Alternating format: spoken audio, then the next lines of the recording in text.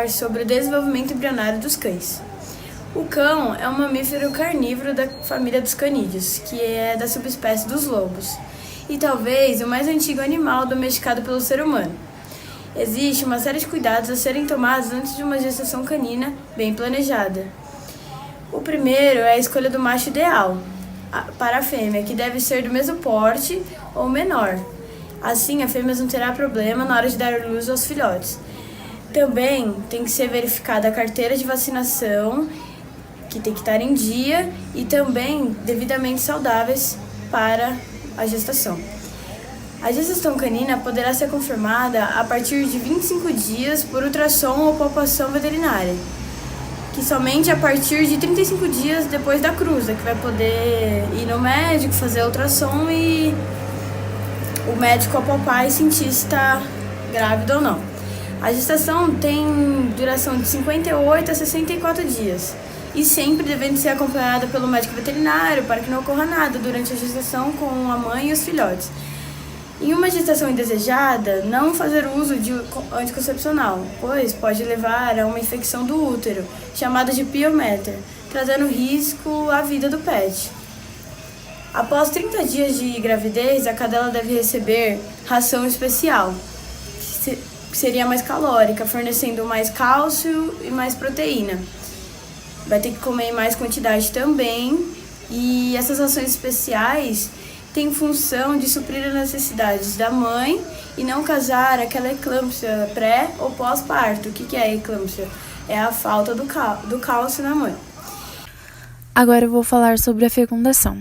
A fecundação é a fusão do material genético de dois gametas, espermatozoide e oosto, também conhecido como óvulo, e também a combinação de genes derivados dos pais. Ela ocorre em 5 etapas. A primeira etapa é onde ocorre o contato e reconhecimento do espermatozoide e oosto. Na segunda etapa, ocorre a reação acrossomal do espermatozoide e a penetração na zona pelúcida. Na terceira etapa, a ligação e fusão com a membrana vitelínica, ou olema. Na quarta etapa, ocorre a fusão do material genético da fêmea e do macho. Na quinta etapa, ocorre a ativação do metabolismo e é onde inicia o desenvolvimento embrionário. Após a fecundação, começa o desenvolvimento embrionário. Na fase inicial, é um embrião de apenas uma única célula. Depois vai ocorrendo as clivagens. A primeira clivagem acontece de 11 a 20 horas depois da fecundação. Então, ele vai ficar com 2 blastômeros depois de 2 a 3 dias, 4 blastômeros depois de 3 a 5 dias, 8 blastômeros depois de 16 blastômeros, 32 blastômeros. Quando chega em 32 blastômeros, o nome dele muda e vira mórula.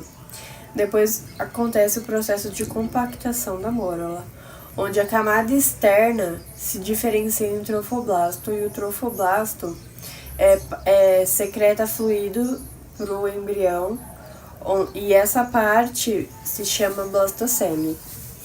E os blastômeros internos se posicionam em um polo só do embrião, formando a massa celular interna. Nessa fase ainda tem a zona pelúcida. Aí começa a eclosão do blastocisto, que ele sai, ou no caso, a zona pelúcida eclode e o blastocisto ele sai da zona pelúcida e tem essa eclosão justamente para ele conseguir aderir na parede do útero. Aí depois da eclosão, a massa celular interna se divide em 2 partes, em epiblasto e hipoblasto. Epiblasto é sempre em cima do hipoblasto. E o hipoblasto, como ele fica bem pequenininho, ele ocupa todo o espaço do blastocele embaixo ali. E aí, essa parte do hipoblasto mais o blastocele se chama saco vitelínico primitivo. Agora nós vamos falar um pouquinho sobre o processo de implantação. Para que ocorra esse processo de implantação, nós vamos ter 4 principais elementos. Vai ser o ovo fecundado, a futura placenta, o futuro embrião e também a mucosa uterina, tá? Para que vai servir essa mucosa uterina? Para que o ovo fecundado se grude, tá? E comece o desenvolvimento desse feto. Durante esse ciclo de implantação, nós vamos ter a progesterona. Ela é produzida pelo corpo lúteo.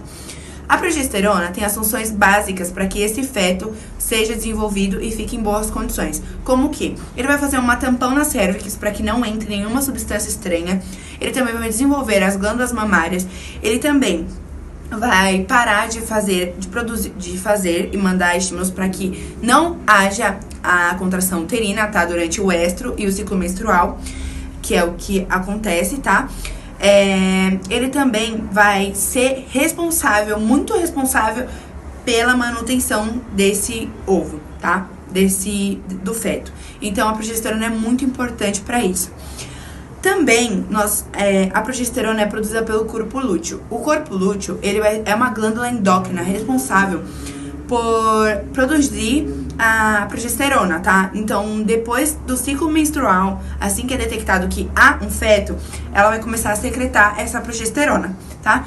Se não houver algum feto, vai acontecer a luteólise. O que é a luteólise? A luteólise é a degradação desse corpo lúteo, tá? Então, se não há feto detectado, vai haver luteólise. A luteólise é a degradação desse corpo lúteo. Depois da degradação do corpo lúteo, volta todo o ciclo menstrual novamente. Bem, eu vou falar um pouquinho sobre a placentação. A placenta é um órgão intermediário entre a mãe e o feto, que tem como principal função proteger o desenvolvimento fetal, transmitir as substâncias necessárias para o feto, como nutrientes, remover resíduos metabólicos e fazer sintetizar substâncias e enzimas necessárias para o suporte da gestação. A placenta dos carnívoros, ela é classificada como deciduada. Por quê? Durante o parto, a placenta é eliminada junto com o feto. Então, ela também pode ser classificada como epitélio corial, porque ela possui 4 camadas teciduais: a endotélio materno, endotélio fetal, estroma fetal e epitélio coriônico fetal. Nos cães, eles possuem uma placenta zonária. Isso quer dizer que ocorre união dos vilos e eles se posicionam na área no equador, né, da placenta, formando uma faixa, como se fosse uma cinta na placenta, que penetra o epitélio do útero, ficando muito próximo aos capilares da mãe. Nos cães, de apenas 5 a 10% das imunoglobinas são passadas das cadelas para os fetos.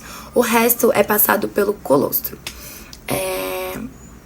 Na placenta, nós temos os envoltórios, que são muito importantes para a formação e proteção dos fetos. Então, nós temos 4 tipos de envoltórios que são muito importantes e eu vou falar um pouquinho brevemente sobre cada um deles. Nós temos o saco vitelínico, o alantoide, o saco coriônico e o âmnion. O âmnion, ele simula o ambiente fetal, porque ele é a membrana mais interna e ele é originado pelo trofoblasto. Ele contém cavidade amniótica e líquido amniótico. O alantoide é formado por uma bolsa fina e tem contato direto com a bexiga, né, pelo úreco. Nos mamíferos, forma o cordão umbilical. Fica entre o âmnion e o córion. O córion é o envoltório mais externo da placenta. Ele possui na face externa lisa e desenvolve vilos. O saco vitelínico é o primeiro envoltório a se desenvolver, contribuindo para a nutrição e excreção embrionária.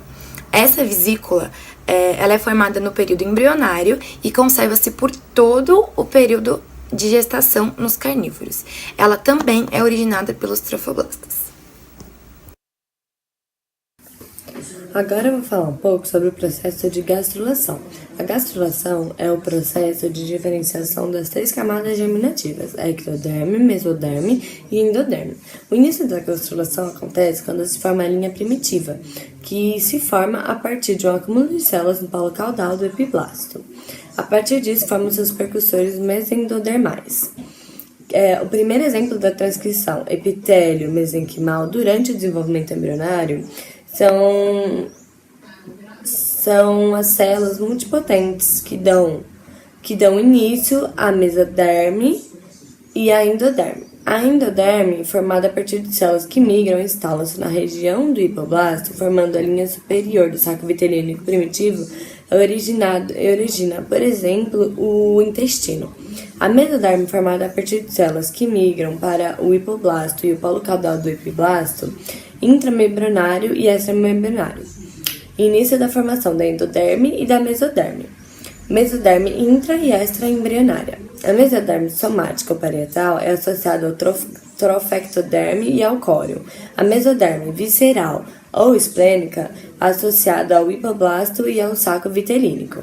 A formação celomática. A formação celomática é uma cavidade formada entre a mesoderme parietal e o mesoderme visceral, iniciando o celoma, que está localizado fora do disco membranário, sendo chamado de celoma extraembrionário, exoceloma. Com a proliferação do mesoderme embrionário, a formação do celoma intraembrionário. Com o pregueamento embrionário lateral e crânio-caudal, forma a cavidade do corpo do embrião, mesoderme parietal e mesoderme visceral. A parietal é a porção parietal do peritônio e a pleura. A mesoderme visceral é a porção visceral das membranas serosas. E com isso, todo isso é o processo da gastrulação, que dá origem, como eu já disse no início, a mesoderme, endoderme e ectoderme.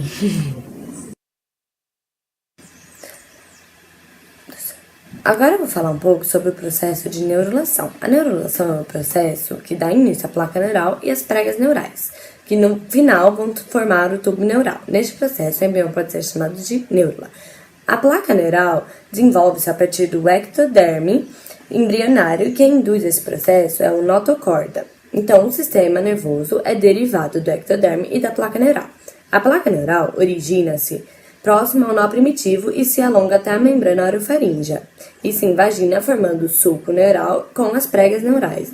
Essas pregas fundem-se originando o tubo neural que se separa da ectoderme. A ectoderme superficial irá se diferenciar em epiderme. A crista neural é formada a partir das células neuroectodérmicas e se divide em 2 partes, que originam os gânglios espinhais e craniais, e as células da crista neural originam os gânglios espinhais e os gânglios do sistema nervoso autônomo, além de formar a bainha de nervos.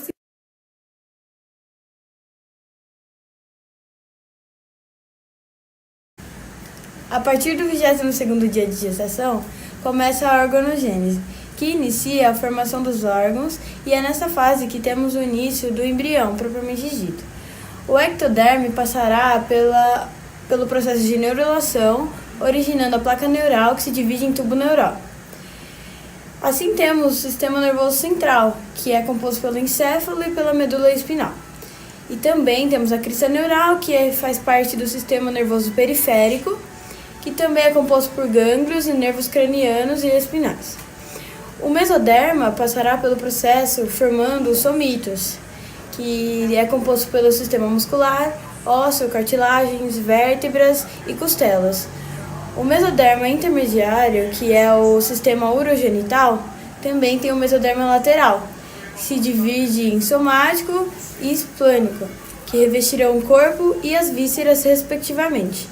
O endoderma também dará origem ao revestimento intestinal, que é o sistema digestório. Bem, dentro da organogênese, nós temos os teratógenos. Os teratógenos são agentes biológicos ou ambientais que causam algumas perturbações no desenvolvimento embrionário, podendo produzir algumas anomalias nos fetos. Nos cães, as principais anomalias que acontecem durante o desenvolvimento embrionário são as malformações congênitas físicas, né, como a falta das patas dianteiras ou traseiras. Também pode acarretar deficiência nutricional, como hipervitaminose. A hipervitaminose da vitamina A pode acarretar em defeitos cardíacos e anormalidades sensoriais. Falta de vitamina A, vitamina E pode levar a peso abaixo do normal e malformação nos fetos. Drogas durante a gravidez, como antibióticos ou alguns remédios como alcaloides, barbitúricos, podem levar a surdez, desordens sensoriais, crescimento retardo, rigidez muscular, depressão, entre outros.